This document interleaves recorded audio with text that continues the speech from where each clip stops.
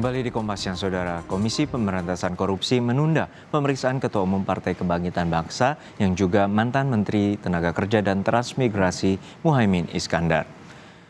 Kepala Pemberitaan KPK Ali Fikri menyebutkan Caimin meminta pemeriksaan saksi ditunda hingga tanggal 7 September. Namun penyidik KPK berhalangan dan pemeriksaan pun dijadwalkan pada pekan depan.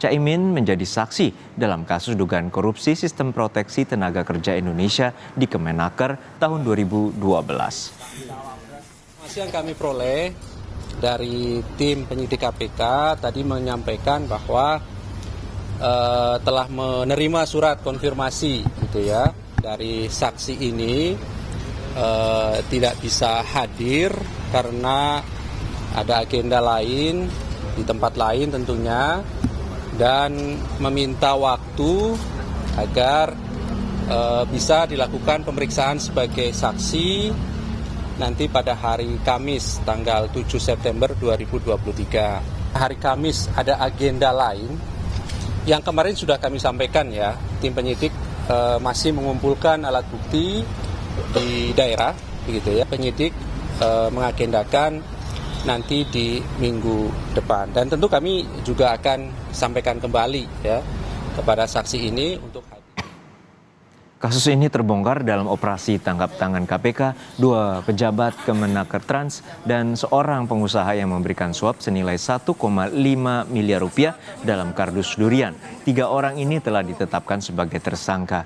Tidak ada kaitannya dengan penetapan Caimin sebagai bakal calon wakil presiden di Pilpres 2024. Sudah ada jurnalis Kompas TV Tifal Solesa yang saat ini berada di gedung KPK Jakarta. KPK menegaskan pemeriksaan Muhaimin Iskandar ini tidak berkaitan dengan urusan Pilpres 2024. Lalu mengapa pemanggilan ini berdekatan dengan saat deklarasi pengumuman Anies dan juga Caimin sebagai pasangan bacawa pres atau baca pres dan juga bacawa pres di Pilpres 2024? Saya menangkap ada 2 poin penting dari penjelasan terakhir Kepala Bagian Pemberitaan KPK Ali Fikri pada wartawan pagi ini, kira-kira 1 jam lebih yang lalu.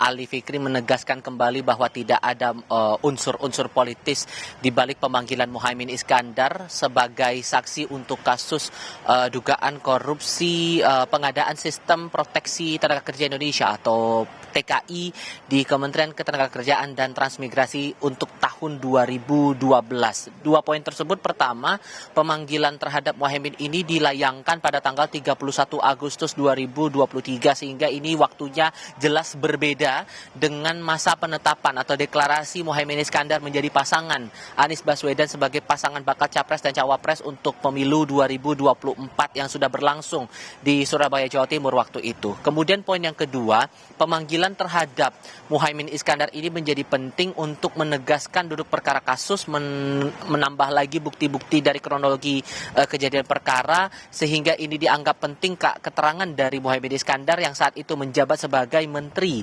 Ketenagakerjaan dan Transmigrasi untuk bisa melengkapi dugaan-dugaan perkara yang sekarang ini sudah masuk dalam tahap penyidikan, ditambah lagi sudah ada 3 tersangka dalam kasus ini, 2 diantaranya merupakan bagian dari pihak Kemenaker Trans saat itu. Nah, untuk pemanggilan sendiri kapan kira-kira akan dilakukan ulang atau dijadwalkan ulang? Terakhir yang kami dapatkan informasinya dari pihak Muhaimin Iskandar menyatakan bahwa Muhaimin ada agenda lain di Banjarmasin, Kalimantan Selatan, ada agenda MTQ Internasional saat itu, sehingga ia sudah diundang, sudah terjadwal untuk hadir di sana pada hari ini sehingga tidak bisa hadir. Sebetulnya pernyataan ini sudah sempat dilayangkan oleh Muhaimin Iskandar dalam salah satu dialog via dalam jaringan saat itu, yang menyampaikan bahwa ia belum bisa hadir dalam pemanggilan KPK pada hari ini dan diminta untuk dijadwalkan ulang. Setelah kemudian dikonfirmasi tadi oleh Ali Fikri, Ali menyampaikan bahwa penjadwalan ulang akan dilakukan untuk pemanggilannya sendiri akan dilakukan pada pekan depan, tapi apakah harinya akan bersamaan dengan hari ini, artinya Selasa pekan depan atau mungkin di hari lain, ini masih menunggu konfirmasi lagi lebih lanjut dari otoritas KPK. Setidaknya yang menjadi penting di sini bahwa status pemanggilan Muhaimin ini masih sebagai saksi dalam dugaan kasus pengadaan sistem proteksi TKI yang kalau dalam keterangan terakhir yang disampaikan oleh Asep Guntur Rahayu selaku PLT Deputi Penindakan KPK, nilai kontrak dari pengadaan sistem ini sebesar 20 miliar rupiah. Dan untuk upaya-upaya yang sudah dilakukan oleh otoritas KPK sendiri, yang terakhir kali kita pahami adalah upaya penggeledahan, baik itu penggeledahan di kantor Kementerian Tenaga Kerja maupun juga penggeledahan di salah satu rumah di kawasan Bekasi, Jawa Barat. Disebutkan bahwa di sana dalam penggeledahan ada sejumlah dokumen, apakah kemudian ini masih berkaitan erat dengan sistem proteksi TKI dan apa-apa saja temuannya, ini masih menunggu konfirmasi lagi otoritas KPK, termasuk masalah nilai kerugian keuangan negara dari kasus ini. Semuanya masih menunggu pemanggilan dari Muhaimin Iskandar pekan depan, termasuk juga keterangan dari otoritas KPK sejauh mana pengembangan kasus ini dilakukan di tim penyidik dari Komisi Pemberantasan Korupsi. Jodoh. Iya, Tifal, yang menjadi pertanyaan ada 3 tersangka yang menjadi OTT KPK di tahun 2012 dan 2 diantaranya adalah pejabat dari Kemenaker Trans. Lalu bagaimana? Apakah KPK telah memerinci keterkaitan pemeriksaan Caimin dalam kasus ini?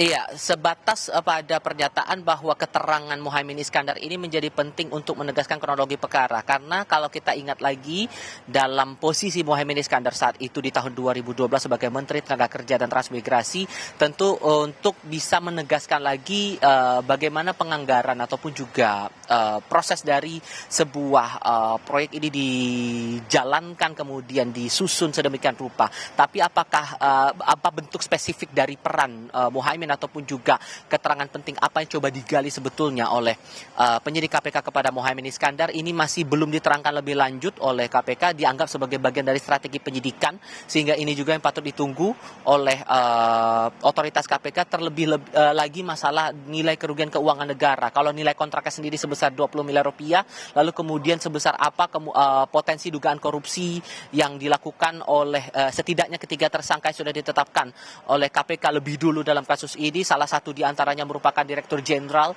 di lingkungan Kementerian Tenaga Kerja dan Transmigrasi di era itu, di tahun 2012 itu, termasuk salah satunya juga adalah pihak yang ikut terlibat dalam pengadaan proyek ini. Nah, apakah kemudian di hari ini juga ada peluang pemeriksaan saksi lain untuk kasus yang sama? Sejauh ini dari KPK menyatakan belum ada rencana pemanggilan tersebut, tapi yang setidaknya dipahami bahwa penggalian keterangan, kemudian penggalian bukti-bukti ditambah dengan statusnya saat ini sudah masuk dalam proses penyidikan sejak sprindik dikeluarkan Agustus 2023 lalu, ini masih akan tetap dijalankan untuk bisa menguatkan konstruksi perkara sebelum akhirnya akan dinaikkan kasus ini ataupun dilimpahkan kasus ini ke peradilan, terutama setidak-tidaknya untuk ketiga tersangka sudah ditetapkan oleh KPK sejauh ini. Jodoh. Baik, terima kasih atas laporan lengkap Anda, Tifal Solesa dari Gedung KPK Jakarta. Sesaat lagi, Saudara.